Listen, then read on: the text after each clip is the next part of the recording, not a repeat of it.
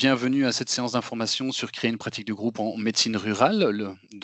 Cette séance d'information va se découper en 3 parties. Les orateurs de ce soir, ce sera Gilles Arens et le docteur Oriane de Vleschauer pour la Fédération des maisons médicales. Pour la VIC, Véronique Wallon et Madame Barbara Fosser, et moi, pour la SBL MGLux, le cercle de médecine générale de la province de Luxembourg, et attaché spécifiquement au projet Santé Ardennes, au projet Attractivité.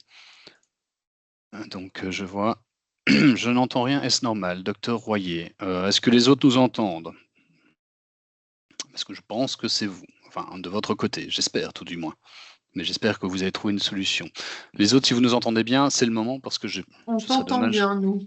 Parfait. Oui, voilà. Donc, comme Monsieur Schmitt réagit bien. Parfait. Donc, les présentations, le déroulement de la soirée, comme j'ai dit, quelques clés. J'aurai l'honneur de lancer cette soirée avec quelques clés pour créer une pratique de groupe. En une demi-heure, évidemment, on ne pourra pas parler de tout. J'ai l'habitude de faire des réunions avec des groupements qui durent 1 heure, 1 heure et demie, et on les répète dans le temps, donc on ne pourra pas tout aborder. Mais enfin, voilà, c'est quelques clés, c'était l'intitulé. Ensuite, je laisserai la parole à Lavik, qui vous présentera en fait ce que c'est les associations de santé intégrées, qu'est SACO, comment, quoi. Et enfin, nous terminerons la soirée par un focus particulier sur les ASI, membres de la Fédération des maisons médicales. Qu'est-ce que la Fédération médicale? Voilà. Et donc, comme je l'ai dit, en fin de séance, une petite partie de questions-réponses.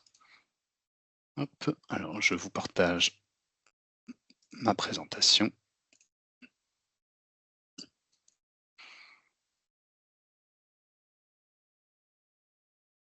Voilà. Hop. Donc je ne vois pas vos questions pendant que je fais ma présentation, mais j'y répondrai de toute façon, comme je l'ai dit, à la fin. Donc, alors un petit mot tout d'abord sur qui est Santé Ardennes, et ensuite nous aborderons le vif du sujet avec les étapes d'un projet, les grandes étapes d'un projet. Créer sa pratique, c'est vraiment le cœur de la question. Et alors, un tout petit mot enfin pour ce que nous proposons, nous, sur notre territoire pour l'accompagnement, sachant que la Fédération des maisons médicales propose également un accompagnement sur l'ensemble de la région wallonne et région bruxelloise, ils en parleront. Donc, qui est Santé Ardennes? Donc, Santé Ardennes, en fait, c'est le territoire que vous voyez là sur les slides. Donc, c'est la province de Luxembourg, en fait, et l'arrondissement de Dinan. C'est la collaboration entre 2 cercles de médecine générale, l'UAD et MGLux, et la province de Luxembourg, qui travaille depuis très longtemps à nos côtés sur la question d'attractivité en médecine générale, puisque depuis de nombreuses années, la province de Luxembourg finance différents projets, dont Santé Ardennes, pour travailler sur la question de l'accompagnement des médecins. Donc en fait, Santé Ardennes a été créée pour répondre à la pénurie de médecine générale qui est particulièrement frappante sur notre territoire. D'emblée, on a travaillé sur l'amélioration des conditions de travail des professions de soins en pénurie afin d'attirer de nouveaux professionnels. Donc c'est ce que nous, on appelle l'axe attractivité. En parallèle, on encourage le maintien de ces professionnels de la santé dans leur profession, c'est ce qu'on appelle l'axe rétention. On donne toute une série de formations, de conseils en termes d'organisation. Une bonne pratique de groupe est à la fois attractive, mais si elle perdure dans le temps, elle est également un élément de rétention. Donc voilà, le trop peu de médecins en Wallonie, malheureusement, cette slide-là, je l'utilise depuis des années et ça ne s'améliore pas beaucoup, même s'il y a du mieux selon les territoires. Accompagnement de médecins généralistes, donc c'est vraiment le cœur de notre travail, dans leur installation, le suivi de leur métier, les informer, les conseiller pour créer, modifier des structures, les faire évoluer. Je parle de structures d'exercice coordonnées parce qu'en fait, les pratiques de groupe, vous le verrez plus tard, sont plurielles. Avec un focus particulier, donc dans notre travail dans l'accompagnement, on accompagne des médecins qui s'installent en solo, mais on fait un focus particulier sur les pratiques de groupe, car les nouvelles générations, pas que, mais la plupart des jeunes qui sortent de leur assistanat et de leurs études souhaitent s'installer en pratique de groupe et s'orientent majoritairement vers ce type de structure. Donc leur nombre augmente d'année en année au terme de cabinets, centres médicaux, maisons médicales, appelez-les comme vous voulez.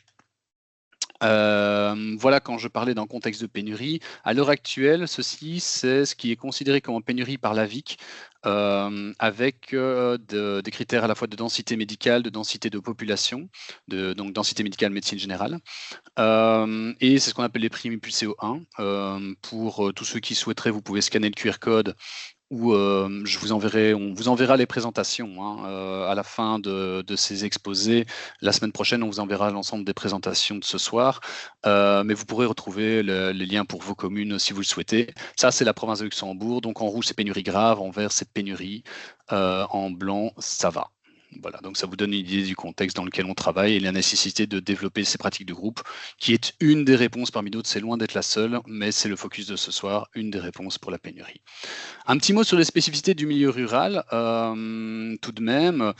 Comme j'ai dit, la densité de population est faible, ce qui implique notamment des visites à domicile à la campagne et des distances à couvrir qui sont plus importantes, en tout cas en termes de timing.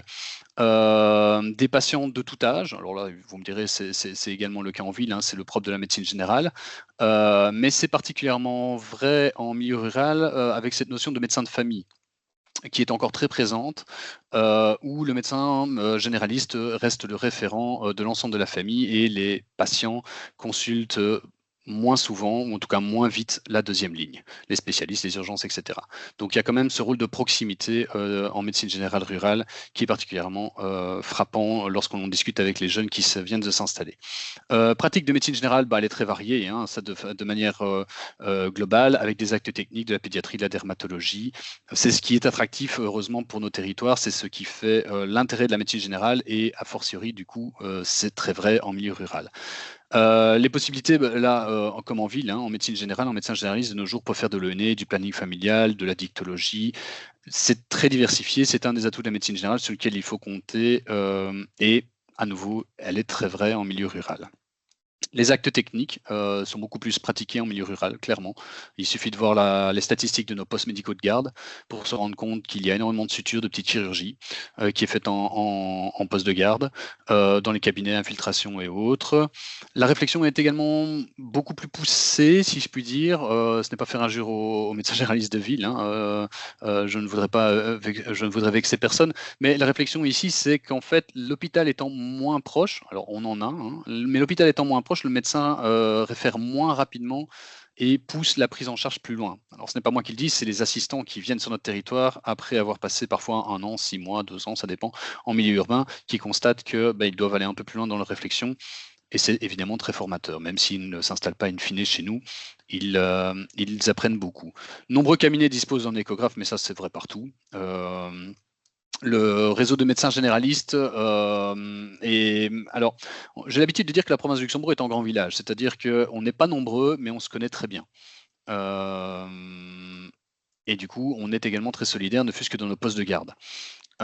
Donc les fameux PMG, postes médicaux de garde, où la solidarité joue en plein justement pour contrer cet effet de pénurie. Rentrons maintenant que vous avez découvert le milieu dans lequel on est et notre ASBL, dans les étapes du projet, ce qui vous intéresse tout particulièrement. Alors, là où vous verrez une petite loupe, c'est là où je vais faire un focus par la suite. La première étape, c'est s'informer. Alors, finalement, vous êtes ici ce soir, c'est la première étape. Contacter un ou plusieurs opérateurs, que ce soit nous, Santé Ardennes, mais également la VIC, la Fédération des maisons médicales. On est à votre disposition pour répondre à vos questions et voir un peu avec vous quel est votre projet et l'analyser avec vous. Et puis vous donner des informations comme ce soir. Explorer quel type de pratiques de groupe existe-t-il.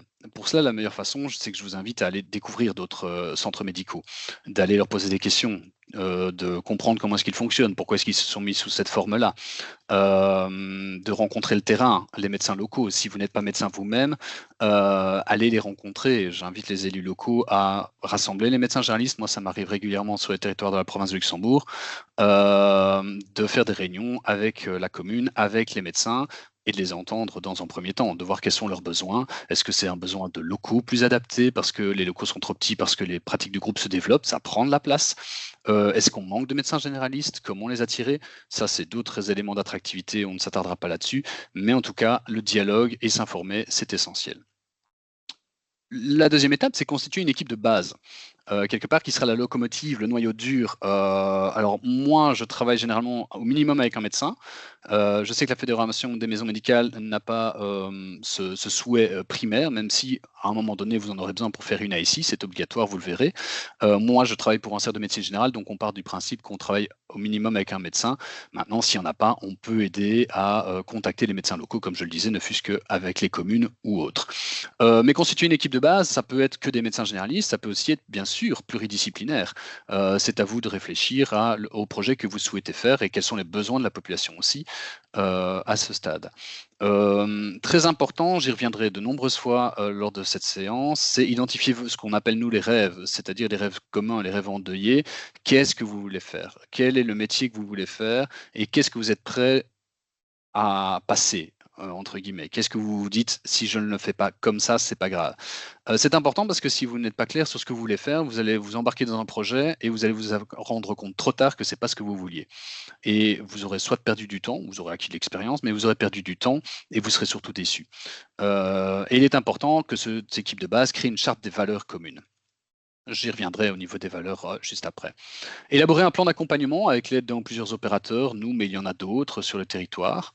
Choisir le modèle organisationnel, je vous parlerai de cela juste après.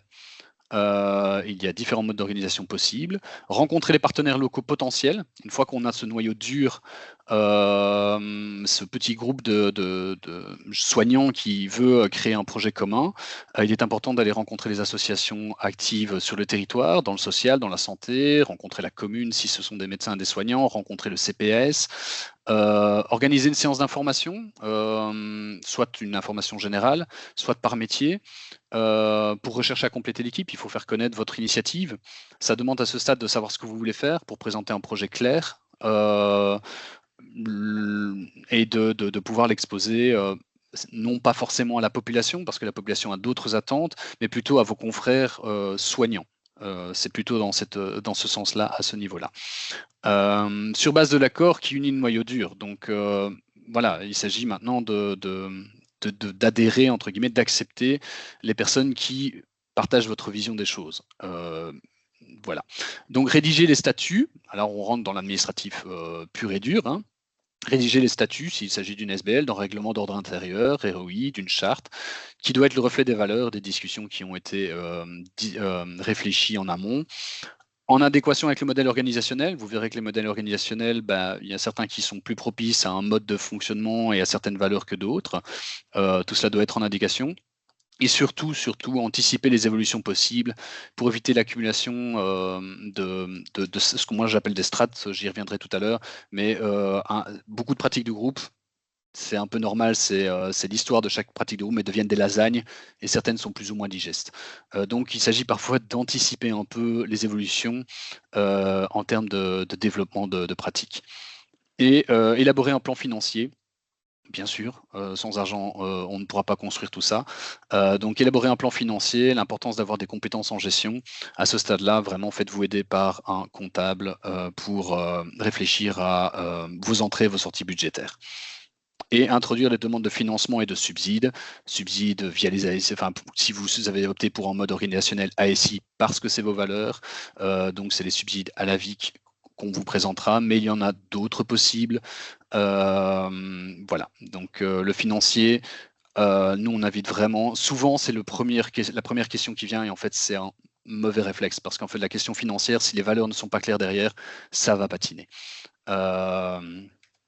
Donc, et choisir le lieu d'implantation du bâtiment. Alors certains vont être surpris de le voir seulement dans ces dernières étapes, mais c'est tout simplement parce que l'expérience a montré qu'un projet, quand il est solide, quand il est costaud, que l'équipe est soudée, même si le bâtiment finalement n'est pas adapté, ou le loyer finalement trop élevé, ou que l'opportunité qu'on avait du bâtiment ne se présente pas, souvent, si l'équipe est soudée et veut faire ce projet, elle rebondit. Et moi, j'ai déjà vu des pratiques du groupe louer un appartement unifamilial, 3 chambres, la salle d'attente, c'est le salon, ça peut fonctionner. Ça fonctionne en temps, bien sûr. Plus ça se développe, les pratiques de groupe, le monde attire le monde. Mais le lieu d'implantation, souvent, c'est l'occasion, l'opportunité, bien sûr. C'est pas interdit. Et au contraire, il est important d'avoir des locaux adaptés, mais c'est pas une condition sine qua non pour réfléchir à un projet au départ. Il est important de rencontrer les communes à ce stade-là parce que, mine de rien, des pratiques de groupe, ça demande de la superficie et si les soignants n'ont pas soit les fonds nécessaires, soit n'ont pas le souhait tout simplement de se lancer dans un métier qui est gestionnaire de biens, vraiment, de créer une société immobilière, eh bien, il y a peut-être les ressources publiques qui pourraient vous aider. Ne pas viser trop petit, les bâtiments tremplins c'est bien, mais effectivement les pratiques du groupe peuvent vite prendre de la place. Et enfin, la mise en œuvre concrète avec des questions logistiques, la répartition des locaux, qui, dans quel local, quelle plage horaire, faire des contrats de travail, des conventions de collaboration avec les indépendants. Et la démarche de location, aménagement des travaux, une fois que le lieu aura été implémenté, et l'ouverture. Ça, c'est les grandes étapes. Maintenant, vous me direz, oui, là, on a la recette, mais quels sont les ingrédients? Et alors oui, un point que j'ai rajouté aujourd'hui, les perspectives d'avenir. Quelque part, je parlais justement d'anticiper et au niveau à la fois de l'infrastructure, mais aussi des valeurs, posez-vous la question au niveau de la perspective d'avenir. Le but, c'est aussi d'assurer la pérennité de la médecine générale et du cabinet que vous allez créer. Et donc, la réflexion d'accueillir des stagiaires et des assistants doit se poser à la fois au niveau des valeurs, mais aussi au niveau des locaux. Donc, assistants en médecine générale et stagiaires sont encore aux études. Vous avez la recette. Maintenant, quelques ingrédients. Alors, voilà, il y en a tant et plus, des ingrédients, mais je vais vous donner quelques clés, justement. Alors, parmi les questions à se poser, quelles sont mes valeurs, mes souhaits, mes attentes? On y revient. Qu'est-ce que je veux? Qu'est-ce que je ne veux pas? Est-ce que c'est compatible avec mes potentiels futurs collègues? Toujours bien se poser la question de est-ce qu'on a les mêmes attentes en termes de travail? Quel modèle organisationnel adopter? Est-ce qu'on prend un secrétariat en commun? Compatibilité via le secrétariat? Comptabilité, pardon. Est-ce que c'est notre secrétaire en gros qui fait la comptabilité d'un ou plusieurs médecins? Est-ce que les dossiers médicaux globaux sont partagés? Alors ça parlera évidemment surtout aux médecins. Quelle structure juridique choisir? Alors, je ne vais pas m'attarder, je ferai un petit focus très rapide sur les différentes structures juridiques. On ne va pas s'y attarder parce que c'est assez technique, mais je distinguerai deux grandes familles, c'est le volet médical et le volet immobilier. Et pour l'ensemble de ces possibilités, il y a les ASBL, les sociétés ou les associations de fait. Voilà. Mais l'une et l'autre structure, c'est toujours bien de se faire conseiller par soit un juriste, notaire ou autre, ou par un comptable. Mais je vous donnerai quelques éléments à cet égard-là juste après. Et quelle organisation financière répond le mieux à nos besoins et à nos valeurs?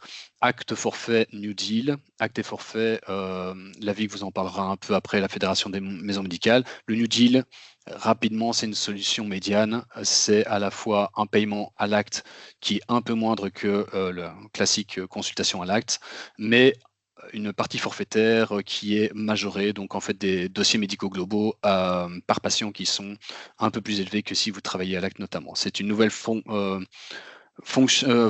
de fonctionner qui a été lancée par le ministre fédéral de la Santé et qui commence petit à petit à avoir des adeptes, si je puis dire, des testeurs en tout cas. Voilà. Mais donc, quelle organisation financière, à la fois dans cette réalité d'entrée de fonds, mais aussi de redistribution, rétrocession, loyer, etc. J'y reviens juste après. Quelles sont mes valeurs? Encore et toujours, j'en parle, mais je n'en parlerai jamais assez. Mais c'est pas le tout de se poser cette question-là. Quel est son sens de vie? Pourquoi on se lève le matin? Il faut s'interroger sur des mots-clés et qu'est-ce qu'il y a derrière. Alors, je vais prendre juste un exemple parmi tous ces mots, c'est disponibilité. Quand vous demandez à un médecin ce que ça veut dire pour lui disponibilité, vous allez avoir beaucoup de réponses différentes. Et c'est là où ça devient intéressant, c'est que certains diront que pour être disponible pour son patient, il a besoin d'être bien dans sa tête et que pour être bien dans sa tête, il a besoin d'avoir un horaire de travail qui est clair, défini et qu'après 18 heures, il ne souhaite plus répondre à ses patients, la garde prend la relève et donc il y a de la disponibilité médicale. Et d'autres diront non, moi je veux être disponible jusqu'à 21 heures pour mes patients, ce compris le samedi matin. Voilà. C'est les deux extrêmes que je prends volontairement, mais derrière le terme disponibilité, vous pouvez mettre énormément de choses différentes et c'est là où il est important de dialoguer et de discuter. Pareil pour ce qui est des notions de santé communautaire, qu'est-ce que vous voulez faire avec de la santé communautaire? Un point qui est obligatoire, on y reviendra pour les maisons médicales, au niveau prévention, au niveau partage entre collègues, etc. Voilà, entre autonomie et travail d'équipe, savoir quelles sont les limites. Il est important justement, comme je l'ai dit, derrière ces mots, de passer des mots aux actes, entre le respect de soi et la disponibilité aux patients, quel horaire adapté, quelles règles pour la gestion des appels. Je vous invite, vous pourrez scanner le QR code lorsque vous aurez les slides. Il y a une vidéo très intéressante de l'association qui coordonne les assistants en médecine générale qui a été faite à ce sujet.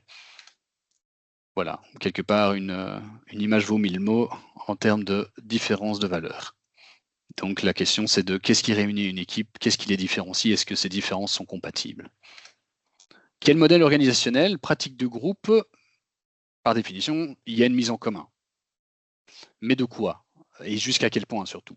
Les degrés de mise en commun, en fait, dépendent de plusieurs facteurs. C'est à la fois en contexte, un peu historique, je veux dire, cette fameuse lasagne qui s'est accumulée au fil des ans. C'est une question de territoire aussi, c'est une question de différence d'âge entre les soignants, de philosophie, de valeurs personnelles et communes. Tout ça rentre en ligne de compte pour savoir ce qui va finir par être mis en commun ou pas. À vous de rejoindre ou de créer la structure qui répond le mieux à vos attentes. Alors là, vous avez un QR code. En province de Luxembourg, Santé Ardennes connaît très bien les pratiques de groupe qui se développent, qui vont se développer ou qui existent. Et donc, si vous scannez le QR code qui est là, vous retrouverez l'ensemble des pratiques de groupe du territoire de Santé Ardennes qui recherchent des collaborateurs. Alors, quel modèle organisationnel? Alors, j'ai repris un schéma ici qui normalement devrait vous parler. Quand je parlais de différents éléments, différentes strates à mettre en commun, eh bien, il peut y avoir, nous on distingue ici l'immobilier, le matériel, le secrétariat et les patients. Concrètement, ça donne quoi? Une SBL, maison médicale, qu'on va vous présenter très précisément juste après. Eh bien, souvent, le bâtiment il est géré collectivement par la SBL, puisqu'une maison médicale, teaser, est obligatoirement une SBL. Donc, la SBL est propriétaire ou locataire à un privé ou à une commune, peu importe, mais c'est une SBL qui gère collectivement le bâtiment, qui paye un seul loyer. Le matériel appartient à la SBL et est mis à disposition des praticiens. Les frais de fonctionnement sont collectivisés, le secrétariat notamment, mais pas que. Et les patients, alors, les patients sont toujours libres de choisir le médecin généraliste. Les médecins généralistes ont leurs patients, mais principe de coordination oblige, si je puis dire, lorsqu'ils sont absents, en congé, en maladie, en vacances, ils sont invités à consulter d'autres médecins généralistes qui ont accès à leur dossier. Mais il y a toujours un titulaire du dossier patient. Autre exemple, le bâtiment, par contre, là, n'est plus géré collectivement. C'est la différence avec l'exemple précédent. Quelque part, il y a plusieurs loyers. Donc, il y a plusieurs locataires dans le même bâtiment qui sont collègues, ils travaillent ensemble, mais il y a un propriétaire et ce propriétaire perçoit, selon différentes possibilités, un loyer par cabinet, que ce soit à l'heure, à la demi-journée, etc. Mais il n'y a pas d'ASBL fêtière, par exemple, qui gère un loyer commun.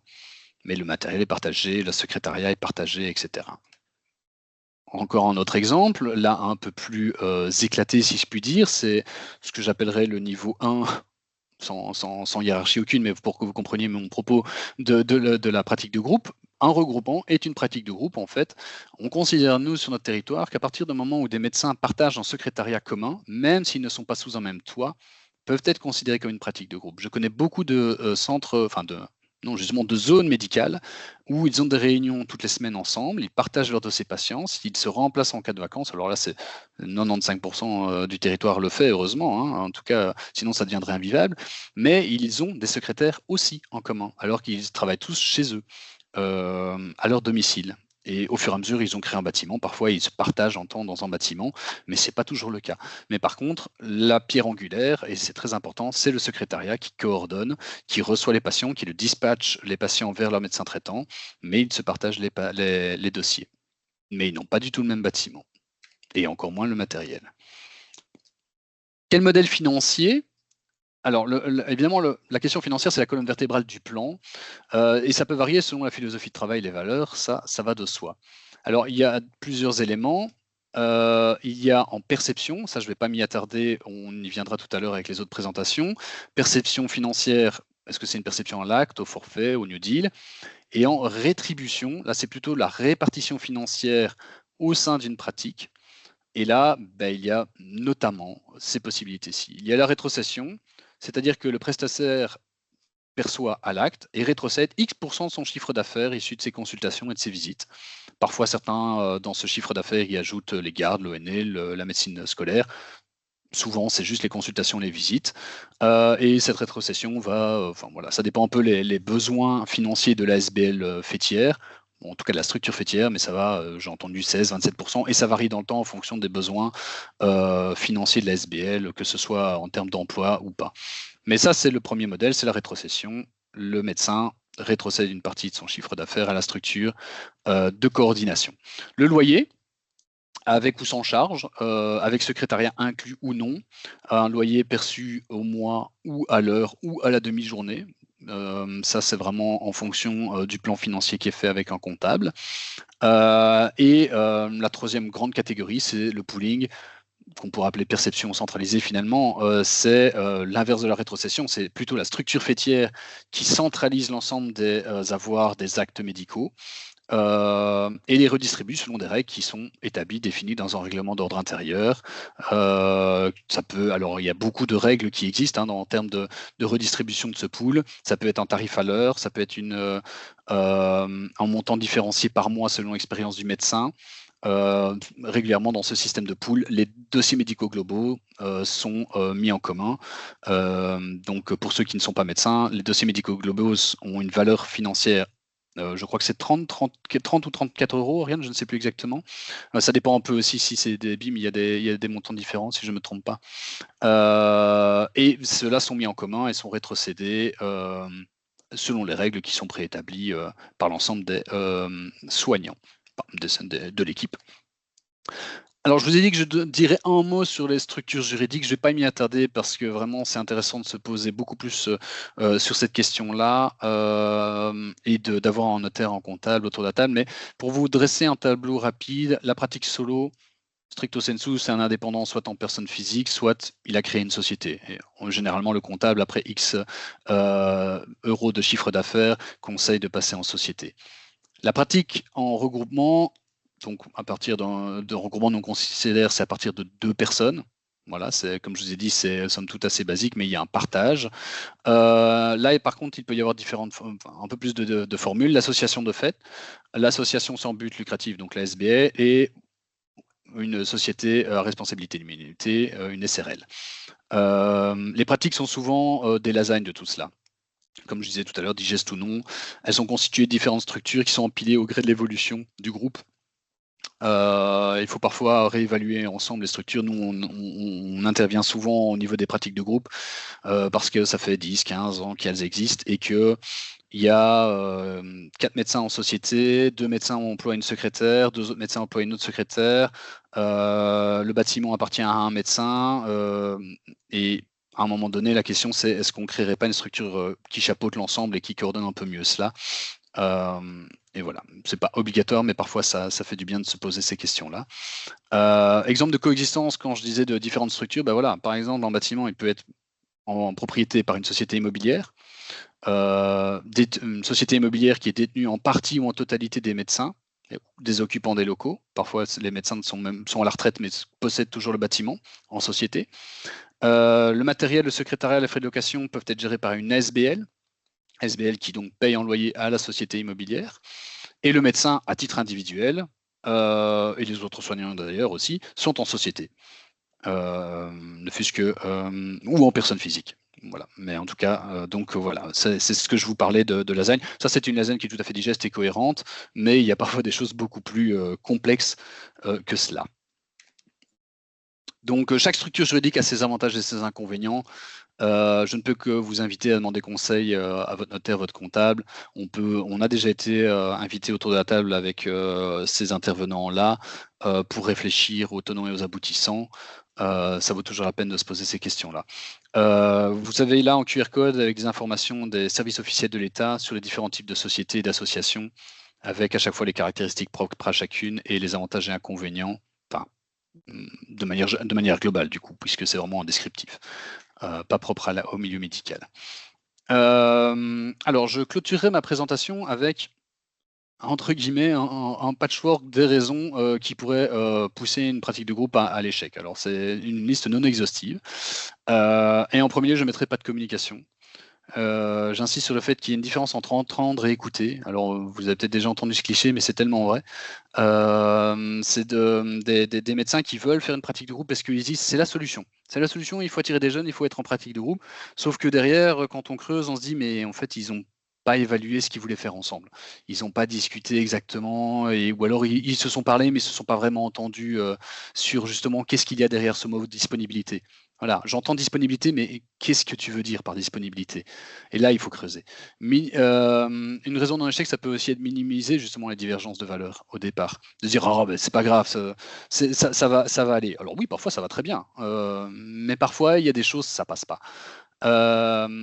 J'ai déjà constaté aussi des médecins frustrés dans des pratiques parce que bah, le contrat il n'est pas clair. Au départ, ils arrivent dans une pratique en disant tiens, je croyais que c'était une pratique de groupe, qu'on allait partager, qu'on allait faire une réunion toutes les semaines pour discuter des patients. Et en fait, on est juste colocataires, on se croise dans les couloirs, on discute un peu, et puis c'est tout, quoi. Il n'y a pas de jugement de valeur dans ce que je dis. Certains fonctionnent très très bien comme ça, et les patients sont très contents aussi, c'est le but final. Mais certains ne sont pas heureux parce que c'était pas clair, c'était pas ça qu'ils attendaient. Une raison d'un échec, pas toujours, de nouveau, c'est pas des règles générales, mais ce qui peut arriver, c'est de grandir trop vite. Et grandir trop vite sans prendre le temps de fixer des règles de vie commune. Soit en règlement d'ordre intérieur, je suis parfois stupéfait du nombre de structures qui n'ont pas de règlement d'ordre intérieur, ou s'assurer que les nouveaux adhèrent pleinement au projet. Beaucoup, surtout dans cette pression de pénurie médicale où on a besoin de jeunes médecins qui reprennent la patientèle d'un médecin qui va partir, de la pression des patients qui ont évidemment besoin de soignants. Voilà, on accueille un médecin, c'est bien, ouais, on a un nouveau médecin.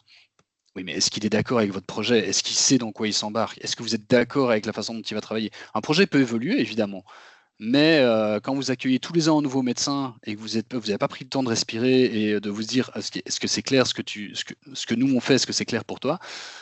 Voilà. Et là, ce qui est intéressant dans cette notion-là, c'est les assistanats, justement. Parce que les assistanats, les assistants ont le temps de découvrir votre structure sans s'engager à long terme.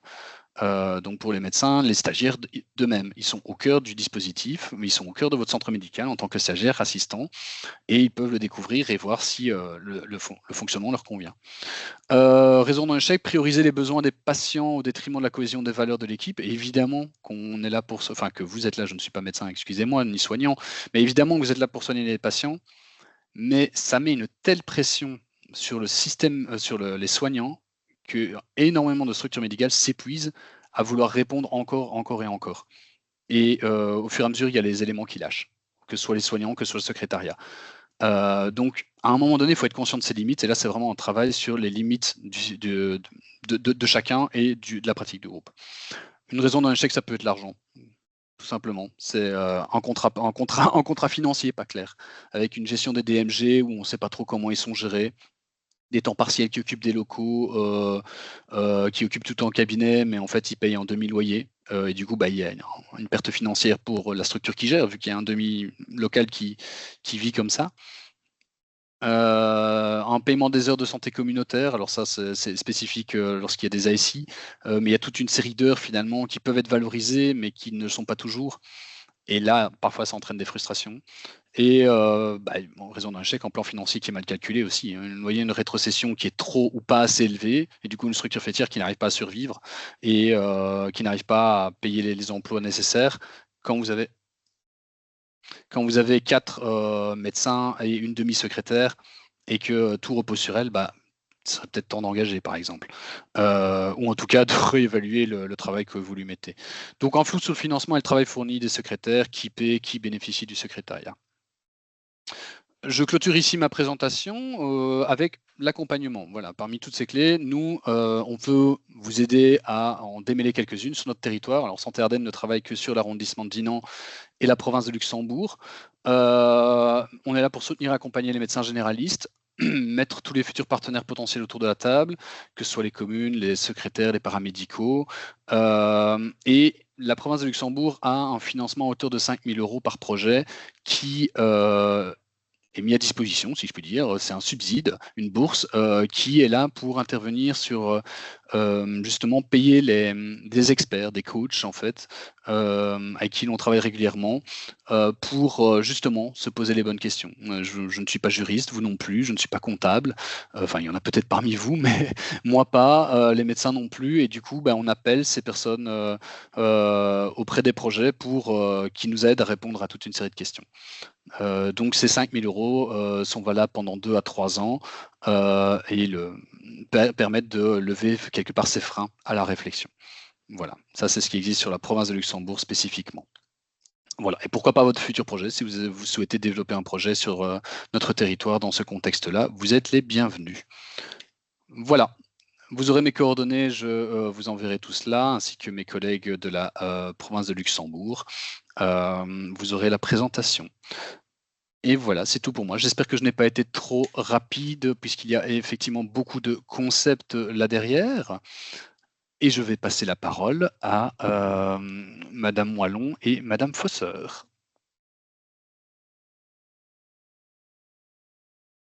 Voilà, bonjour à tous. Donc, je me présente au passage. Donc, je suis Véronique Wallon. Je travaille à la direction d'aide et de soins ambulatoires de première ligne de la VIC et je m'occupe de la gestion des maisons médicales. Et je vais vous présenter ici donc ce qui a lieu, ce qui tient à la création en fait des maisons médicales. Et ma collègue Barbara Fosser, qui elle est inspectrice à la VIC, vous présentera tout ce qui est réglementation, etc. aussi, une partie de la réglementation. Voilà, donc je vais vous partager mon écran.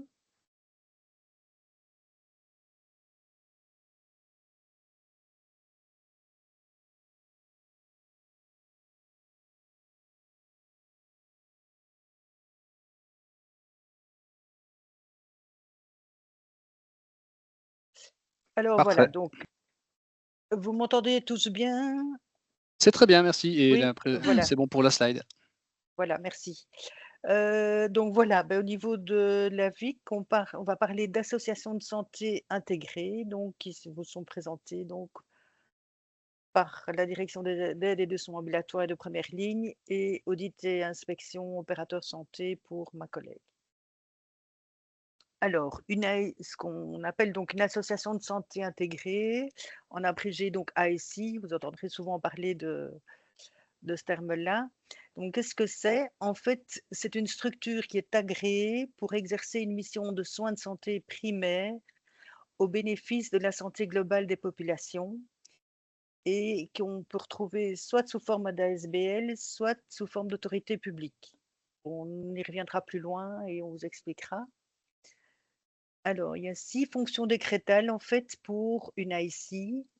Donc, il y a la fonction curative et préventive, donc de soins, une fonction d'accueil qui, elle, est subventionnée, une fonction de coordination interne en pluridisciplinarité. Donc ça, la pluridisciplinarité, pardon, est très importante au niveau de l'ASI, on y reviendra également. De même pour la santé communautaire, le travail en réseau et l'Observatoire de santé de la première ligne. Alors, est-ce qu'une ASI, justement, est une maison médicale? Il y a de grandes différences, justement, entre les deux. Justement, une ASI, qu'est-ce que c'est? C'est une équipe pluridisciplinaire avec des médecins, 2 médecins généralistes au départ, minimum, un kinésithérapeute et un infirmier, plus une fonction d'accueil. Elle peut fonctionner soit au forfait, soit à l'acte, et il y a une fonction, donc, une des missions principales de l'ASI, c'est la santé communautaire. Alors, l'ASI est soumise donc à un agrément de la région wallonne et doit respecter certaines normes. La maison médicale, quant à elle, c'est un groupement de prestataires de soins. Alors, ce groupement de prestataires peut être constitué en fait d'un seul médecin et d'infirmiers, de kinés, diététiciens, paramédicaux et autres, mais un seul médecin au départ. Tandis que là, vous voyez directement la différence. Au niveau de l'ASI, c'est 2 médecins généralistes, un kiné, un infirmier et une fonction d'accueil en opposition. Ça, c'est vraiment l'équipe de base et alors qui peut augmenter et se complémentariser, je dirais, avec d'autres fonctions paramédicales, psychologues, assistants sociaux, diététiciens, etc. Alors, pour en revenir à la maison médicale, donc là, c'est une appellation non protégée et c'est soumis à convention INAMI. Alors, quand on parle d'appellation non protégée, pour le terme de maison médicale, je veux dire, c'est bien le cas parce que tout groupement de médecins, on va parler de centre médical, maison médicale, tandis que l'association de santé intégrée est vraiment une appellation protégée par opposition et ne concerne que des maisons médicales qui sont agréées par la VIC et donc la région wallonne. Donc ça, c'est une notion très importante à bien comprendre. Alors, donc les AIC, ben, elles sont créées sur des bases légales. Donc, il y a une partie décrétale, une partie réglementaire, avec des normes d'hygiène et de sécurité, bien sûr. Et il y a des accords du non-marchand également. Alors, quant à la répartition en fait, des associations de santé intégrées, on peut constater donc, en fait, que là où il y a les petits points bleus, on voit que la densité des ASI est plus importante. Donc, on arrive sur Charleroi, Tournai, un peu le Brabant wallon et le nord de la province de Namur, et alors sur Liège essentiellement. Quant à la province de Luxembourg, ben là, vous voyez, il y a quelques petits points verts. Ben, il y en a ici, là, ici déjà beaucoup plus haut. Là, on retrouve Bièvre, et alors voilà. Pardon, j'étais un peu trop vite. Alors, la tarification en a ici, donc comme Monsieur Dutrieux vous disait tout à l'heure, donc ça peut se faire aussi soit à l'acte, soit au forfait. Alors, la différence essentielle, c'est que pour une maison, enfin pour une ASI, à l'acte, là, les prestataires sont indépendants, donc les médecins, les kinés et les infis. Tandis que dans ce qu'on va dire une maison médicale au forfait agréée, là, les prestataires sont indépendants ou salariés, donc ça change tout. À l'acte, le patient va payer sa consultation, soit en entier, soit en tiers payant. Et au forfait, par contre, le patient, lui, ne va rien payer et il est inscrit à l'ASI et il est lié par une convention. Donc, il est tenu de consulter les prestataires de soins dans l'ASI même. Et alors, donc, il y a des critères d'agrément qui sont relatifs aux missions décrétales et d'autres relatifs aux normes techniques, légales et administratives que ma collègue Barbara va pouvoir vous présenter. Bonjour à tous, donc moi je suis Barbara Fosseur, je travaille à l'audit et inspection au niveau de la VIC. Donc voilà, moi je vais vous présenter un peu les missions au niveau des ASI. Donc au niveau des missions, on a les soins de santé primaire, la mission de prévention, la mission de santé communautaire qui est très importante et la mission d'observation de la santé. Donc en tant qu'inspectrice et en tant qu'ASI, ce qu'on regarde en fait au niveau de l'accessibilité, au niveau de l'association de santé intégrée doit avoir une accessibilité temporelle de 10 heures par jour ouvrable, ce qui fait un total de 50 heures par semaine. Une accessibilité financière, donc comme ma collègue l'a expliqué, soit un fonctionnement au forfait proposant donc la gratuité aux patients, à l'acte, soit au tiers payant selon le tarif conventionné, avec la notion de aucune exclusion. Donc tout patient peut se rendre à l'ASI et doit être pris en charge. Au niveau géographique, il doit avoir une accessibilité au niveau des villes de 5 km, au niveau rural de 20 km, et au niveau culturel, c'est surtout au niveau des centres régionaux pour intégration des personnes d'origine étrangère.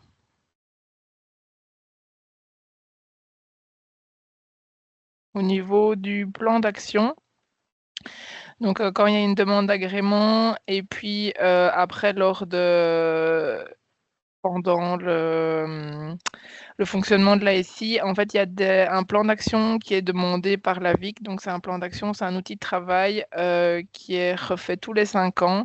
Dans ce plan d'action, en fait, c'est un travail en commun que l'équipe réalise en pluridisciplinarité, dans lequel on retrouve les objectifs de l'ASI, les actions et les moyens mis en œuvre, ainsi qu'une évaluation de tout ce qui a été mis en œuvre. Alors, au niveau de l'équipe, ce qu'on regarde et ce qui est dans les normes, donc c'est des réunions de coordination. On demande un minimum de 44 réunions par an de minimum 1 heure. Comme M. Dutrieux l'a dit, c'est le libre choix du prestataire au sein de l'équipe. La continuité des soins, donc on demande un dossier pluridisciplinaire centralisé et l'existence d'une garde médicale. Au niveau santé, ça c'est comme ma collègue Madame Moillon l'expliquait, 2 médecins généralistes avec leur activité principale au sein de l'ASI exerçant minimum 19 heures semaine, un kiné à minimum 13 heures semaine, une infirmière aussi également minimum 13 heures semaine, ainsi que soit en interne, soit en externe via des conventions de collaboration, un psychologue et une assistante sociale. Au niveau administratif, on regarde pour l'accueil avoir un 38 heures en salarié. Au niveau de la forme juridique, donc l'ASI peut être soit d'autorité publique, soit sous la forme d'ASBL. Concernant l'Assemblée générale et le comité gestion, on regarde que la majorité des membres de l'Assemblée générale, ce soit les membres de l'équipe. On parle surtout au niveau des ASI d'autogestion. On prône un peu ce principe d'autogestion au niveau des ASI. Dans les autres obligations, au niveau des normes, donc il faut au niveau de l'affichage en interne, on regarde, il faut que les tarifs soient affichés, les honoraires. Au niveau externe, ce sont le siège de l'ASI ainsi que les horaires d'ouverture. Au niveau de l'accessibilité, on regarde évidemment tout ce qui est accessibilité PMR, ainsi que des règles de base, tout ce qui est confidentialité des locaux. Au niveau hygiène, évacuation des déchets B2, sécurité, incendie, etc. Les vérifications, donc ça c'est ce que je vous expliquais. Donc au niveau de l'inspection, c'est surtout une inspection au niveau de l'équipe, du plan d'action et d'un tableau des normes. On a le décret qui est remis sous tableau des normes. Et alors, une fois par an, chaque ASI doit remplir le RACH, donc c'est le rapport d'activité simplifié et harmonisé, qui permet de valider l'ouverture de 10 heures par jour, l'accueil de 38 semaines et les réunions de coordination. La santé communautaire, donc ça c'est une des missions essentielles de l'ASI que l'on prône très fort au niveau de la VIC. La santé communautaire, en fait, c'est ce qui caractérise le fonctionnement de l'ASI par la prise en compte de l'individu pour créer des actions en faveur de la collectivité et ça confirme l'intégration des soins et de la pluridisciplinarité de l'équipe. Au niveau épidémiologie, récolte des données, donc ça c'est pour tout ce qui est de la fonction observatoire de santé de première ligne. Donc ça c'est via le formulaire RACH, donc le rapport d'activité simplifié et harmonisé. Une fois par an, il y a des recueils de données qui sont faits et voilà.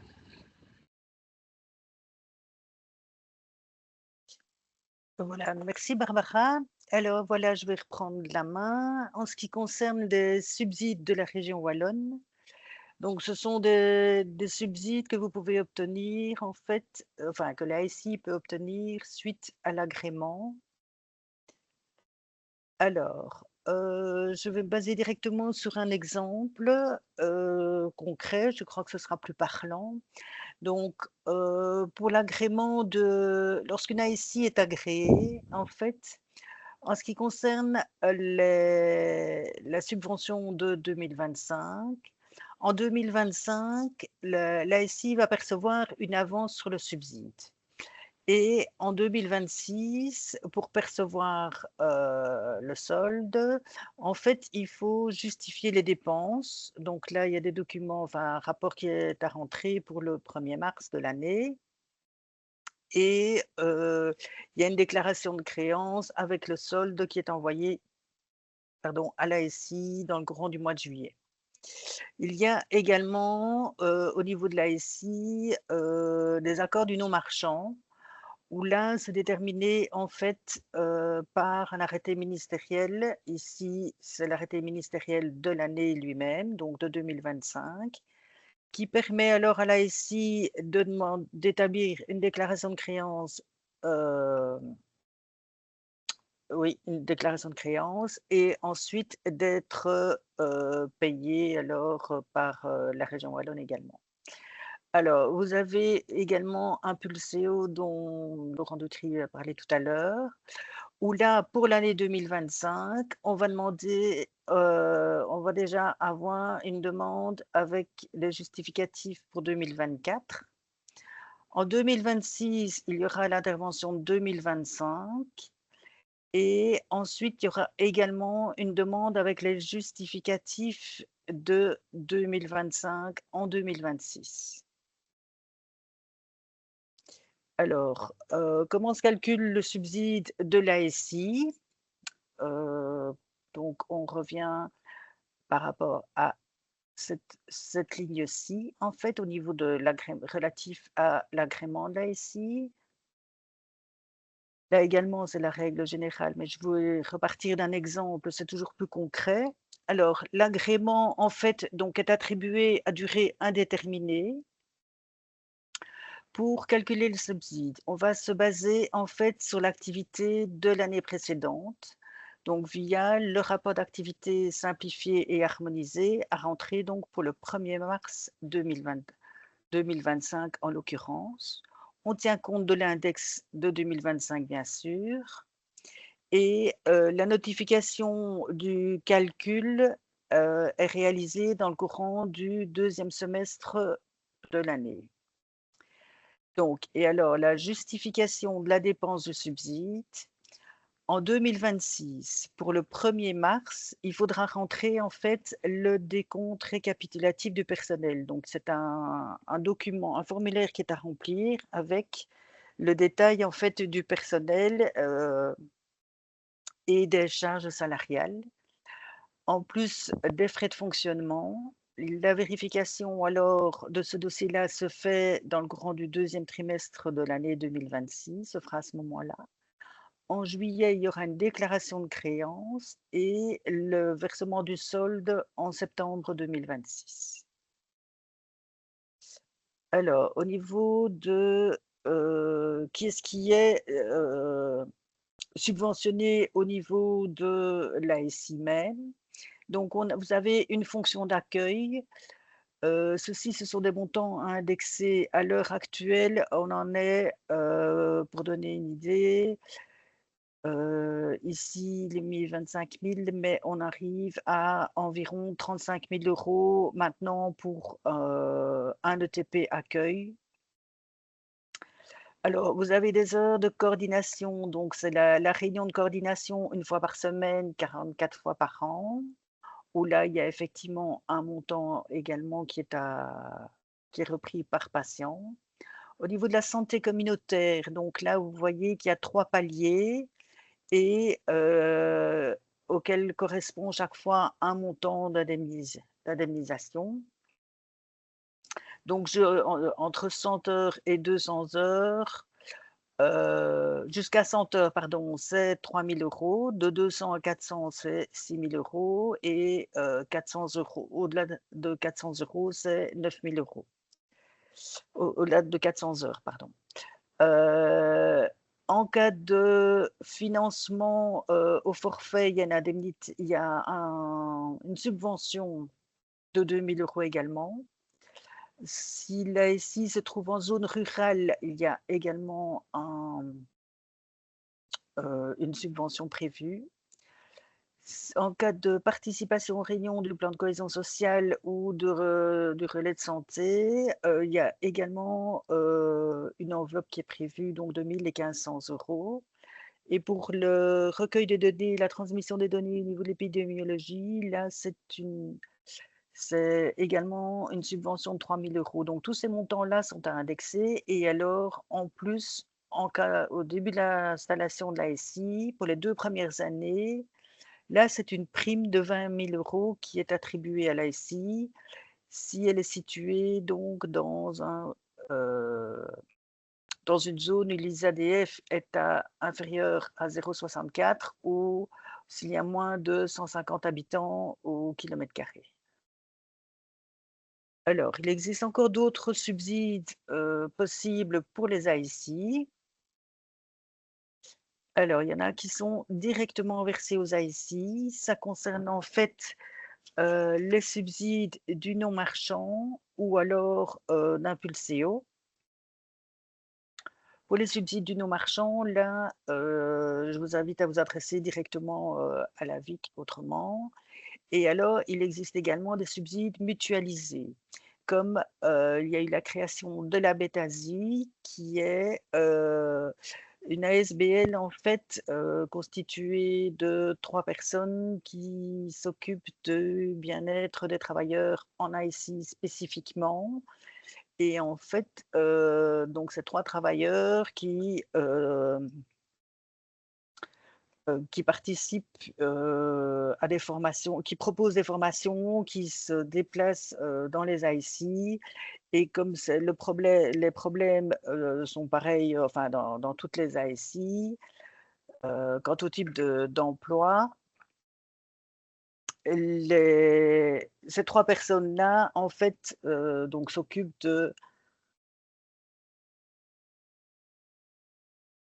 comment dire, s'occupent de la gestion du bien-être des travailleurs et peuvent intervenir donc sur l'ensemble des ASI, qu'elles soient à l'acte ou au forfait, au niveau de l'ensemble des maisons médicales. Et alors, vous avez les accords du non-marchand autour de l'accompagnement autour du plan de formation. Alors, donc, en pratique, donc, pour pouvoir faire une demande d'agrément d'ASI, donc il faut le rentrer pour le 31 juillet d'une année et ça pourra avoir effet en fait au 1er janvier de l'année qui suit. Donc pour ce faire, donc il y a toute une série de documents qu'il faut rentrer. Donc il y a la demande d'agrément elle-même que vous pouvez retrouver d'ailleurs sur le site de la VIC, avic.be. Il faut des conventions avec un service psychologique ou social. Il y a un plan d'action qui est à établir, une attestation pour les déchets B2, pour la reprise des déchets B2, le plan des locaux. Il faut un rapport d'un service d'incendie. Il faudra nous donner une copie des statuts, une attestation donc, de chaque médecin généraliste comme quoi il exerce son activité principale de minimum 19 heures semaine sur place. Il y a un questionnaire relatif aux IC pour voir si justement si vous correspondez bien, si le projet rentre bien dans les valeurs de l'ASI. Et alors, il faut une copie des contrats et des conventions et des diplômes de chaque membre de l'équipe. Alors, pour tout ça, comme vous avez pu voir, bon, ben, ça demande pas mal de gestion, notamment au niveau des subventions. Donc, c'est vraiment important aussi qu'au niveau des IC, il y ait vraiment une fonction de gestionnaire de toute la partie administrative pour suivre. Laurent Dutrieux vous en a parlé aussi, même pour toute maison médicale, j'ai envie de dire. Mais la charge administrative est quand même assez lourde avec les formulaires qu'on vous demande de remplir, entre autres. Bon, c'est logique qu'on vous demande aussi de remplir les documents pour justifier la subvention.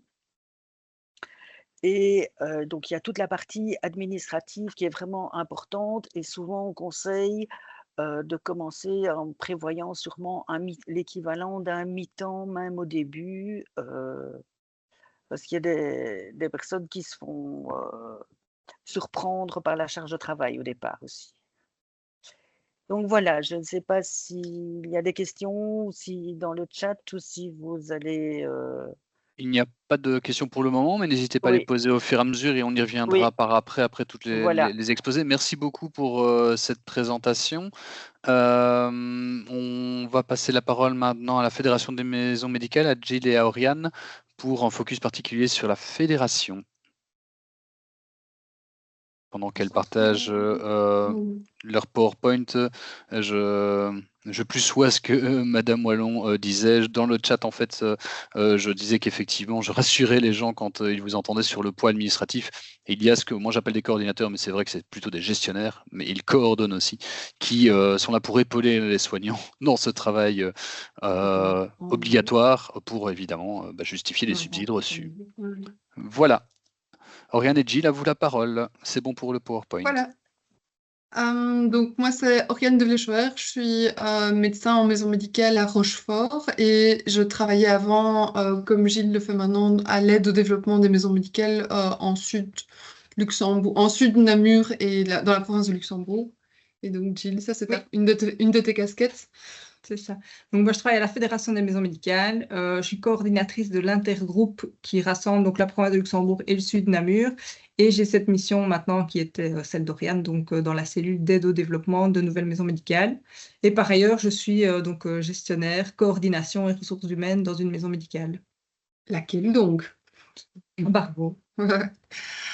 Donc, dans ces 30 minutes de présentation, on va clarifier avec vous ce qu'est une maison médicale, même si on a déjà été assez clair dans les présentations précédentes, et aussi revoir quel accompagnement la fédération vous propose. Le contenu est assez varié, et donc, comme vous savez, vous poserez les questions en fin d'exposé plutôt. Donc, en bref, il existe différents types de maisons médicales. Je trouve juste qu'on ne voit pas très bien. On ne peut pas agrandir. Hein. On va le faire apparaître ici parce que... C'est grand. Oui. Excusez-nous. Hein. Pardon. Voilà. Moi, je vais le faire ici.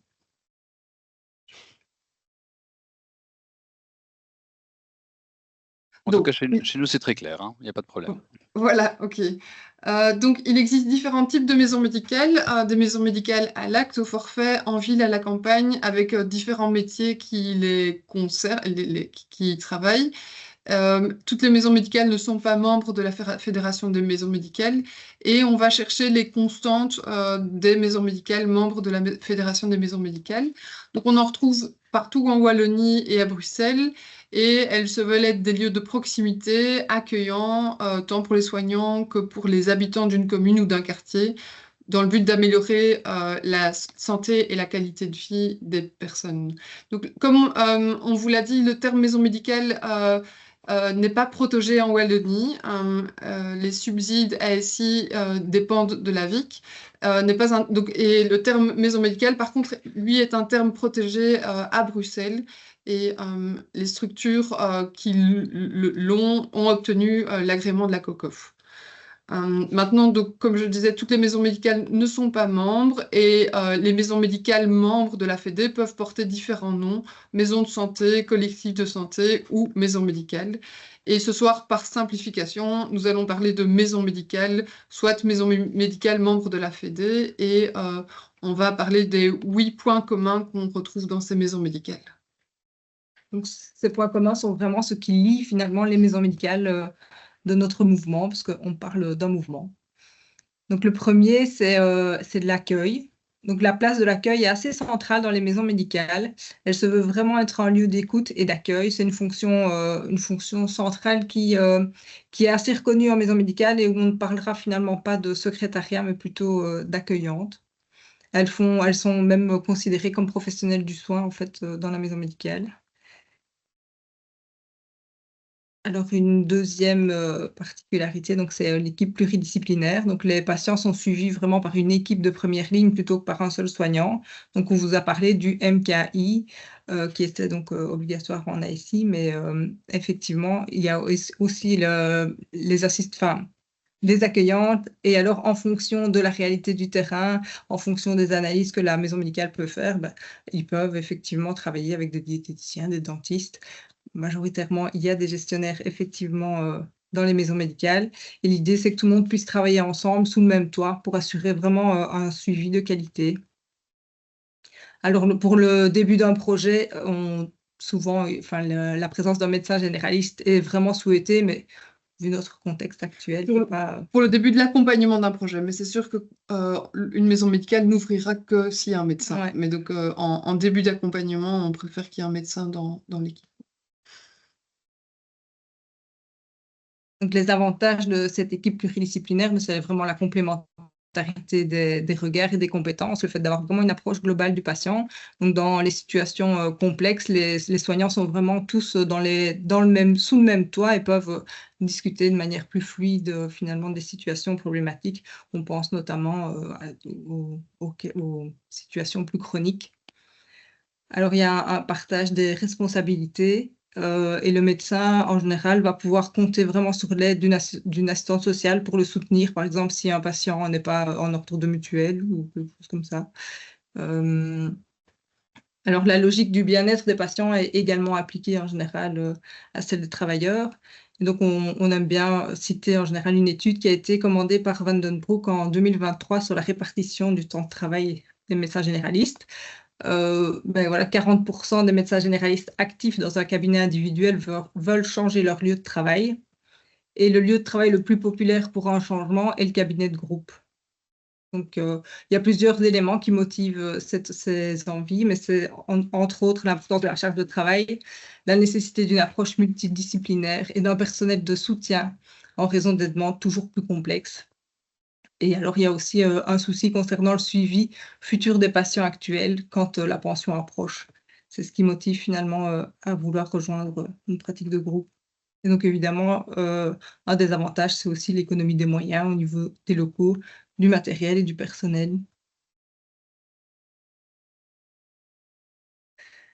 Donc, on vous a parlé de la forme juridique qui est une ASBL, et donc c'est vraiment en cohérence avec les valeurs du mouvement des ASBL. Donc, Des maisons médicales. Des maisons médicales, pardon. Des maisons médicales. Donc, c'est un but désintéressé, comme c'est défini dans les statuts. Donc, les risques reposent finalement sur l'ASBL et sur la structure et pas sur les membres. Mais en fait, le bâtiment devient assez vite la propriété de l'ASBL. L'idée quand même derrière, c'est qu'il y ait une certaine pérennité dans les projets. Avoir une structure, une ASBL permet vraiment d'engager du personnel rémunéré, permet d'avoir accès à toutes les subventions dont on vous a parlé précédemment, permet de recevoir des dons et c'est vraiment une reconnaissance officielle.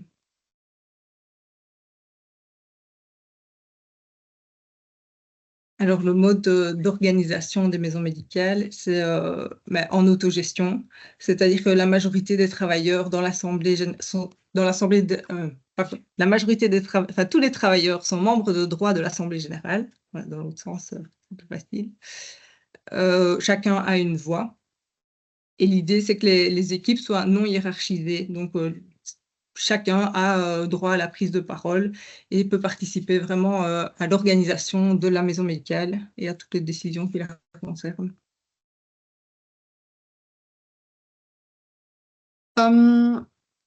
Donc, les maisons médicales se veulent être proches de leurs patients et géographiquement proches aussi. Donc, elles essayent de s'insérer dans un quartier, dans une localité et d'approfondir et de mieux connaître les particularités de cette population-là.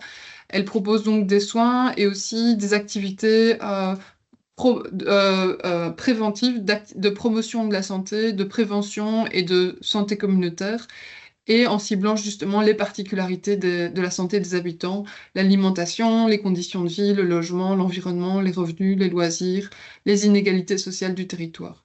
Et le but, c'est de créer vraiment un lien social au sein de la population et d'être vraiment une maison médicale, un lieu accueillant. On voit par exemple différentes activités qui ont été faites sur les photos dans la maison médicale des Arsouilles, dans la maison médicale de Traux, dans la maison médicale du Triangle, avec les patients.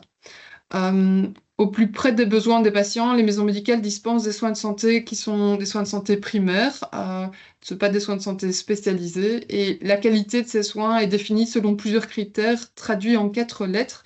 C'est le JICA. Cet acronyme a été inventé en 1971 par un groupe de médecins belges, le groupe d'études pour une réforme de la médecine, le GERM. Ceux-là ont été pour la plupart des médecins après de maisons médicales.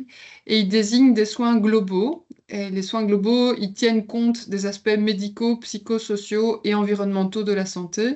Des soins intégrés qui englobent l'aspect curatif, donc soigner, préventif, dont on vient de parler, l'aspect palliatif, ainsi que la promotion de la santé. Des soins qui sont continus, qui assurent un suivi des patients à long terme de la naissance à la mort, et accessibles sur le plan géographique, financier, culturel et au niveau des horaires. Et donc, cette présentation rejoint vraiment la présentation de la VIC. C'est pour la plupart, des conditions pour être ASI aussi. Quatrième particularité des maisons médicales, elles veulent faire réseau. Elles créent des partenariats avec le réseau local, le tissu local associatif, avec les autres professionnels de santé. Nous, quand on avait créé la maison médicale à Rochefort, pris le temps de rencontrer chaque médecin individuellement, pris le temps de faire des réunions avec les kinés et les infirmiers, même s'ils n'allaient pas travailler avec nous. On avait vraiment envie de pouvoir les rencontrer et pouvoir leur présenter notre projet. Avec le réseau psychosocial, avec l'ONE, la commune et avec le CPS, qui est un partenaire privilégié des maisons médicales. L'objectif, c'est d'orienter efficacement les usagers, compléter l'offre de soins, varier les activités, avoir une influence positive en améliorant les conditions de vie. Et par exemple, dans les maisons médicales où j'ai travaillé, on invitait souvent des membres du réseau pour présenter leur secteur d'activité en réunion d'équipe, une semaine sur 2, le temps de vraiment bien connaître tous les membres et tous les projets possibles. Mais je pense que c'est une action qui peut durer très longtemps, tellement il y a souvent du réseau autour de nous. 5e point, c'est l'accessibilité des soins. Du coup, la majorité des maisons médicales de la Fédération fonctionnent selon un mode de financement au forfait, mais la majorité des maisons médicales en zone rurale, en province du Luxembourg, fonctionnent, elles, plutôt à l'acte. Les soignants, donc médecins, kinés, infirmiers, un MKI qu'on appelle ça, sont alors obligatoirement conventionnés pour être subventionnés par la VIC. Dans tous les cas, elles s'organisent pour faciliter l'accès aux soins de chacun, quels que soient les moyens financiers, et une attention particulière est portée au public vulnérable, tout en favorisant la mixité sociale. Tout le monde est le bienvenu. Nous allons pas nous attarder sur un mode de financement que vous connaissez pour la plupart tous, le mode de financement à l'acte. La chose que je voulais dire, c'est que la Fédération des maisons médicales et la VIC préfèrent que donc, le patient va, en ordre mutuel, va être vu par un médecin. Le médecin va facturer à la mutuelle la consultation et va recevoir une partie des sous aussi du patient. Et la mutuelle va payer la maison médicale et la maison médicale, elle, va s'engager à verser les honoraires aux prestataires selon un mode, rétrocession, un tarif horaire. Mais donc, c'est ce qu'on appelle un mode de financement plutôt au pooling. Et la fédération encourage ça pour plus de transparence et que de cette manière-là, après ça, selon le mode de rétrocession ou le mode de financement, la maison médicale va payer le prestataire. Imaginons qu'on a une rétrocession à 15%, la maison médicale paye les 85 autres pourcents au prestataire. Le deuxième mode de financement, donc, c'est le mode de financement au forfait. L'idée, c'est un principe de solidarité entre les patients qui nécessitent beaucoup de soins et ceux qui n'en nécessitent pas. Et donc, il n'y a plus du tout d'argent dans la relation. Le patient signe un contrat avec la maison médicale.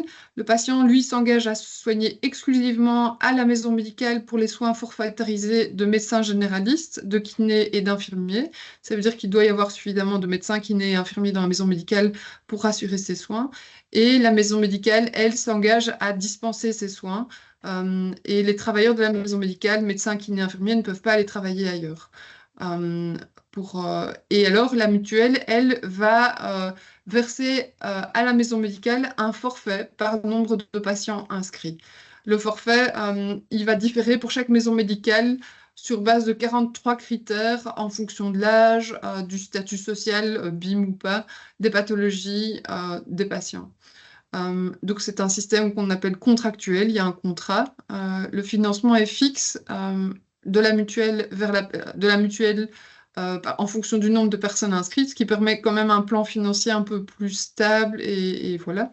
Et il correspond au profil socio-sanitaire de la population et du travail que ça représente dans chaque maison médicale. Et il est calculé une fois par an par l'INAMI en fonction de ces fameux critères. La 6e particularité commune des maisons médicales, c'est la participation. Le souhait des maisons médicales, c'est que les usagers les patients puissent participer au fonctionnement de la maison médicale. Cela veut dire des professionnels de santé qui expliquent clairement les informations médicales aux patients et qui tiennent compte des avis et des choix des patients. C'est vraiment le patient au centre du soin. Et l'idée, c'est de vraiment rendre le patient autonome, acteur de sa santé. Et l'équipe aussi, elle va essayer de mettre le patient au cœur de son projet. Elle va essayer d'impliquer le patient en tant que partenaire pendant les consultations, pendant les activités, voire parfois même pendant l'organisation de la maison médicale. On a donc des comités de patients qui se créent, mais pas tout de suite. Mais avec la maturité des maisons médicales, il y a des comités de patients qui se créent. Certains patients sont membres de l'Assemblée générale de l'ASBL et on sollicite souvent les patients pour avoir leur avis. Est-ce qu'on fait un ascenseur? Quelle couleur est-ce qu'on met à l'extérieur? Et des choses comme ça.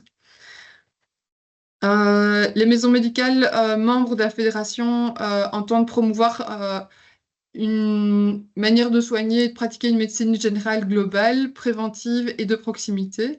Elles défendent une même vision de la santé et partagent des valeurs fortes de solidarité, de justice sociale basée sur l'équité, de citoyenneté, de respect de l'altérité et d'autonomie. Après, chaque travailleur n'est pas attendu de travailler sur chaque point exact, mais la maison médicale s'engage à être en accord avec ces valeurs. Thiel va nous parler de la Fédération des maisons médicales. On l'a déjà beaucoup cité, du coup, c'est peut-être le moment d'en parler. Donc, c'est vraiment un mouvement qui se veut pluraliste et qui est assez pionnier. Donc, la fédération, elle a 40 ans, un peu plus de 40 ans. Elle a été créée par les maisons médicales qui se sont regroupées et le but derrière, c'était de faire vraiment avancer les politiques de santé en faveur des soins de qualité et d'une santé solidaire et accessible à tous et toutes. Donc, au fil du temps, la fédération est devenue vraiment un interlocuteur privilégié des négociations politiques qui concernent le secteur. Alors, aujourd'hui, notre réseau est un des plus grands secteurs. Qu'est-ce que tu fais? Ah, on vient de mettre sur mon écran, c'est gentil, merci. Donc, il y a 140 maisons médicales qui sont membres de la fédération. Et c'est a priori beaucoup de lieux très engagés et assez rassembleurs. Alors, la Fédération des maisons médicales, elle a une deuxième mission, au-delà de cette défense politique, c'est de vraiment soutenir et d'accompagner les maisons médicales existantes ou qui souhaitent se créer. Alors, pour vous donner quelques chiffres, donc 141 maisons médicales suite à la dernière Assemblée générale, plus de 40% au cours des 10 dernières années. Donc, c'est quand même un modèle qui suscite vraiment de l'intérêt. C'est 4 à 8 nouvelles maisons médicales de plus chaque année et une population assez jeune au niveau des soignants. Donc, 71% des médecins généralistes en maison médicale ont moins de 45 ans. Et en Belgique, il y a seulement 38% des généralistes qui ont moins de 45 ans, pour faire la comparaison. Alors, ça représente, la Fédération des maisons médicales, finalement, ça représente 2600 professionnels et pour 300 000 patients. Alors, pour soutenir les équipes, il y a différents services ou différentes équipes au sein de la fédération qui peuvent vraiment soutenir sur le terrain. Alors, voilà, elles sont citées ici, mais je ne vais pas toutes les développer, mais c'est tout ce qui est évaluation, promotion, santé, qualité, éducation permanente, études et recherches. Communication, c'est surtout via l'extranet et les newsletters qui sont régulièrement envoyés aux maisons médicales membres de la fédération. Il y a beaucoup de formations qui sont données par la fédération. Il y a les intergroupes régionaux. Donc, c'est celui que moi, je coordonne. Il est sur la province de Luxembourg et le sud de Namur. Dossier de santé informatisé, c'est aussi un des sujets de la fédération. Il y a un bureau stratégique qui est là pour réfléchir un petit peu tous les sujets d'actualité et voir quelles sont les idées défendues par le mouvement. Et la cellule d'aide au développement et à la gestion. Donc, c'est à cette cellule-là que je suis rattachée et pour laquelle j'interviens aujourd'hui. Et du coup, je vais vous parler un petit peu de l'accompagnement. C'est un accompagnement qui il est assuré finalement par la fédération et financé par ses membres. Donc l'idée derrière, c'est que le projet, en tout cas, on va l'appeler la maison médicale, même si ça l'est peut-être pas encore à ce moment-là, mais le projet qui est accompagné finalement s'engage à demander son admission à la fédération après l'accompagnement. Et on signe une convention entre l'équipe accompagnée et la fédération. Donc le but, c'est vraiment de clarifier les engagements respectifs. Donc l'idée derrière n'est pas que la fédération fasse à la place de l'équipe, mais l'accompagne tout au long du processus de création d'une maison médicale. Comment travaillons-nous? Globalement, les étapes du projet que Laurent vous a présenté tout à l'heure sont assez similaires aux nôtres, et donc on va vous accompagner dans toutes ces... Mais du coup, un peu pluridisciplinaire. Donc voilà, il y a une séance d'information où il y a un embryon d'équipe finalement pluridisciplinaire qui va se constituer. On vous a parlé de l'importance des compétences en gestion. Je crois que vous avez compris pourquoi. C'était assez clair. On va vraiment signer notre convention d'accompagnement pour se mettre d'accord sur le fait que l'accompagnement démarre et que l'idée derrière, c'est quand même qu'il y ait une adhésion à la fédération par après. Et on va pouvoir vous accompagner vraiment dans toutes les étapes de réflexion du projet de sa création.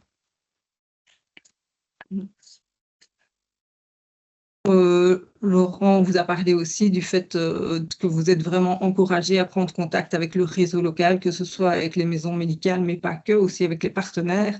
Donc, c'est vraiment des moments d'échange pour réfléchir au projet vraiment, à son lieu d'implantation, réfléchir, à faire tout le diagnostic aussi de la population. On peut vous aider à tout ça. Alors, on a aussi beaucoup d'outils à vous proposer. Mais donc, on a des modèles de statut. Par rapport à toute la question financière, on a vraiment mis en place une formation en lien avec Crédal qui vous forme à l'utilisation d'un outil plan financier pour pouvoir vous projeter sur les 8 prochaines années. C'est 8 ans Je pense que c'est un plan qui est sur 8 ans. On a des modèles de convention, de collaboration, enfin, tous ces documents-là, on les a. On peut vraiment les mettre à disposition. En pièces à casser, oui. Oui. Alors, on peut vous aider à introduire des dossiers de demande d'agrément ou les dossiers à l'INAMI. Et alors, on peut aussi vous orienter vers les différents services existants de la fédération et faire des liens finalement avec les autres maisons médicales qui font partie du mouvement. C'est l'étape 9, il faut que tu dises les étapes. D'accord, à l'étape 9, on arrive à celle effectivement de la recherche du bâtiment. Donc, elle arrive aussi chez nous dans l'accompagnement assez tard pour les raisons dont Laurent vous a parlé tout à l'heure. Et donc, on termine en vous aidant vraiment à créer votre dossier d'admission finalement à l'Assemblée générale de la Fédération. Alors, l'accompagnement, il ne se termine pas à l'ouverture de la maison médicale, mais 2 ans après son ouverture, en fait. L'idée, c'est de pouvoir être encore disponible dans les premières années, les difficultés du début, parce que le début, c'est quand même administrativement, logistiquement assez lourd. Et concrètement, qui sont-ils ces référents? Et voilà l'équipe de référents. Donc, il y a Marie Rapaille qui se trouve sur la province de Liège. Donc, moi, je suis sur la province de Luxembourg et le sud de la province de Namur. Je vous ai mis aussi mon adresse mail, comme ça, si vous voulez me contacter. Julie Janssens, elle est sur la province du Brabant Wallon et le nord de la province de Namur. On a récemment Nathalie Martin qui vient de rejoindre pour la province du Hainaut et Louis Soudron qui est sur Bruxelles. Voilà, merci beaucoup pour votre attention. Donc, vous aurez la présentation ainsi que les coordonnées des référents envoyés par Laurent à la fin de dans les prochains jours plutôt. Oui, tout à fait. C'est pour ça Voilà. qu'on notamment on vous a demandé votre adresse mail et que vous êtes inscrit de toute façon avec votre adresse mail et on vous enverra tout cela en format PDF. Merci beaucoup Oriane et Gilles. Nous allons maintenant, n'hésitez pas, c'est le moment de poser vos questions. Merci à Étienne Dubois qui en a posé une, je la soumettrai à l'AVIC le moment venu. Je vais partager des questions qu'on a eues au préalable, le temps que vous puissiez poser les vôtres. Alors, non, je partage pas le bon.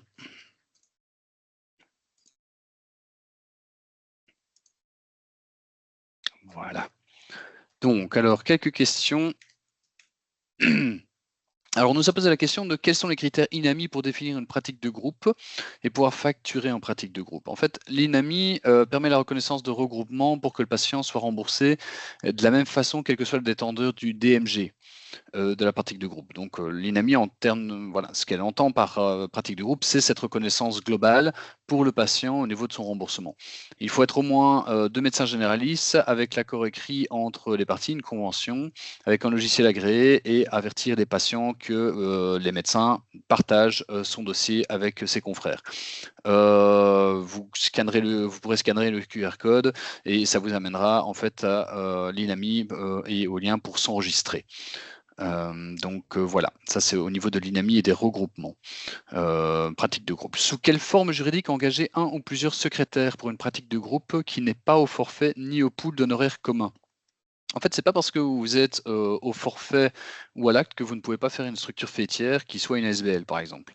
Pour une gestion collective du personnel et donc pas une mise à disposition d'un médecin généraliste à ses consoeurs, confrères, globalement, il n'y a pas 10 000 solutions.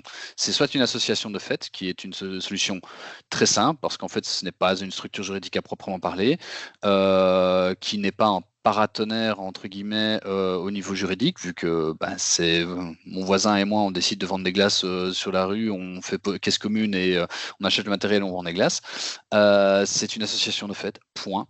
Et c'est tout à fait possible. Une association de fait peut engager des employés et avoir enregistrer des DIMONA. Donc, voilà, ça, c'est faisable. Maintenant, en termes de responsabilité juridique, généralement, quand on a un employé, mieux vaut être en ASBL tout de même. Même si voilà, le terrain montre que beaucoup de secrétaires sont engagés par des associations de fait, une ASBL est parfois préférable tout de même. Mais ça, c'est les deux grandes structures en fait. La mise à disposition, à contrario, c'est la mise à disposition en fait d'un médecin qui fait payer un loyer s'il est propriétaire du bâtiment et qui demande à ses confrères et consoeurs de payer une part de son secrétariat, avec un double problème à cette méthode. Un, c'est l'impôt, vu que c'est une prestation de service et que l'imposition pourrait passer par là si les impôts s'y intéressaient. Et la deuxième, c'est tout simplement le lien hiérarchique. Parce que moi j'ai déjà connu des pratiques de groupe où du jour au lendemain le médecin employeur a dit à son collègue écoute, j'ai besoin de ma secrétaire à temps plein, elle a trop de charge de travail, je ne la mets plus à disposition pour toi et tant pis. Donc voilà, celui qui avait une secrétaire mais qui du jour au lendemain n'en a plus, c'est compliqué. Donc voilà, être employeur collectif en association de fait ou en SBL, c'est bien aussi. Alors, si des médecins sont déjà en société en pratique solo, comment les intégrer fiscalement dans une pratique de groupe? Je vous ai montré les différentes couches qui existent entre les structures. L'un n'empêche pas l'autre. Vous pouvez très bien avoir une structure faîtière qui est une SBL et chaque emploi en soignant, en fait, que ce soit les kinés, les infirmiers, les médecins ou autres, sont en personne physique ou en société.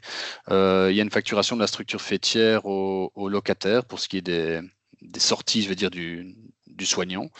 Donc il peut valoriser ça dans ses frais de société. C'est des frais de location de bâtiment.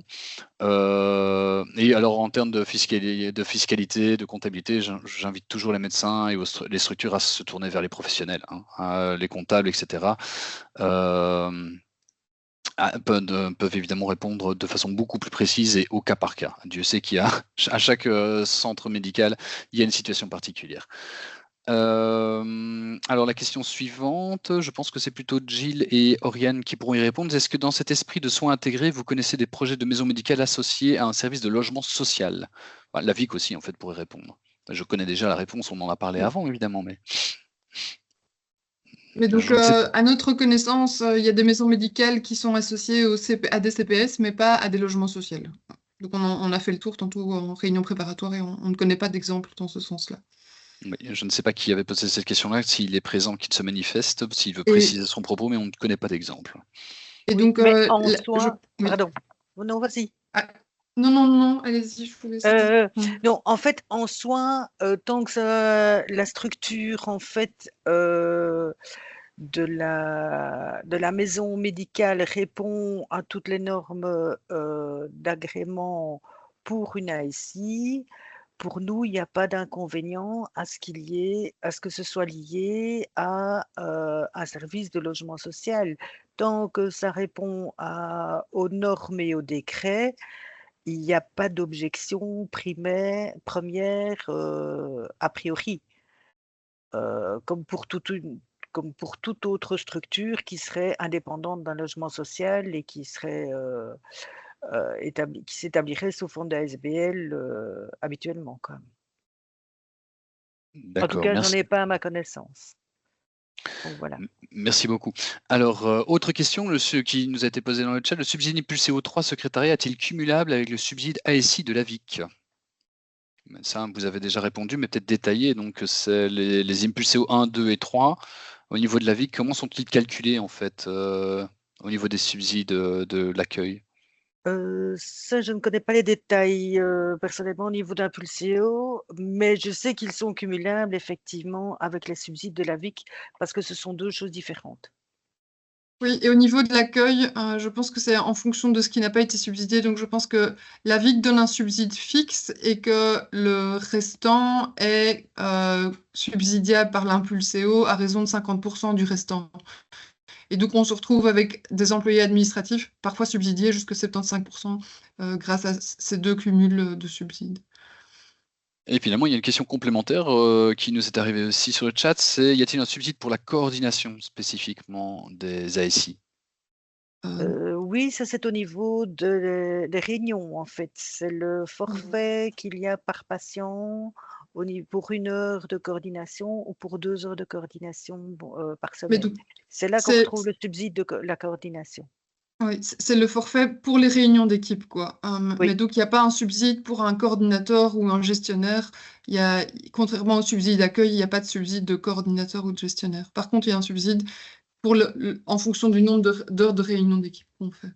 Et alors, un point important aussi sur cette notion de coordination, pour traiter les dossiers impulsés O2 et 3, il est important de souligner que impulsés O2 et 3, ce n'est que pour le secrétariat. Si l'employé est en charge de la coordination, impulsés O2 et 3 ne peuvent pas intervenir. Il est demandé de fournir les contrats de travail des employés et dans les contrats, les missions sont spécifiées. Donc, ce qui arrive souvent, c'est que les employés ont 25% de coordination non pris en charge du coup par impulséo, mais par cette enveloppe forfaitaire du coup de réunion et donc de coordination. Et que c'est 75% secrétariat, là c'est impulsé CO2 qui intervient. Mais les deux sont bien distincts. Voilà, on a fait le tour des questions qui nous avaient été soumises. C'est le moment, c'est l'instant si vous en avez d'autres. De toute façon, n'hésitez pas par la suite à nous poser vos questions par mail. Nous restons évidemment disponibles. Vous aurez nos coordonnées. Il me reste à remercier tous les orateurs de ce soir. Merci beaucoup pour ce moment et ces informations riches. Et merci aux participants de ce soir. Voilà, vous étiez plus d'une vingtaine en permanence. Ça fait plaisir de voir l'intérêt. N'hésitez pas à nous faire un retour. On vous enverra un petit questionnaire d'évaluation courant de la semaine prochaine pour vous demander votre avis et nous améliorer chaque année. Mais donc, moi, il n'y a pas d'autres questions. C'est vrai que ça me semble être un peu... Non, mais non, il n'y a pas d'autres questions. Maintenant, si tu veux préciser, c'est le moment, parce qu'on a encore un tout petit peu de temps prévu. Sur le chat, hein, c'est ça. Oui, sur le chat, oui, mais il n'y a pas d'autres questions. Donc, c'est qu'on a été très clair. J'espère, tout du moins. Voilà, ceux qui veulent prendre la parole, je peux aussi allumer votre micro si vous le souhaitez. Voilà, mais généralement, on préfère poser les questions par écrit. Voilà, il me reste à clôturer. Oui, Madame Moidon. Juste une petite chose à préciser. Donc, pour toute question par rapport à la formation d'AICI ou autre, L'adresse mail de référence, en fait, c'est asi@avic.be. Donc, avic, c'est aviq.be. Donc, ça, c'est vraiment l'adresse de référence pour toute question au niveau de la structure des ASI. Voilà, je l'ai mis sur le chat asi@avic.be. Voilà, eh bien, merci à tous. Et me reste à vous souhaiter une bonne soirée. Merci. Bonne soirée à tous. Bonne soirée à tout le monde. Oui.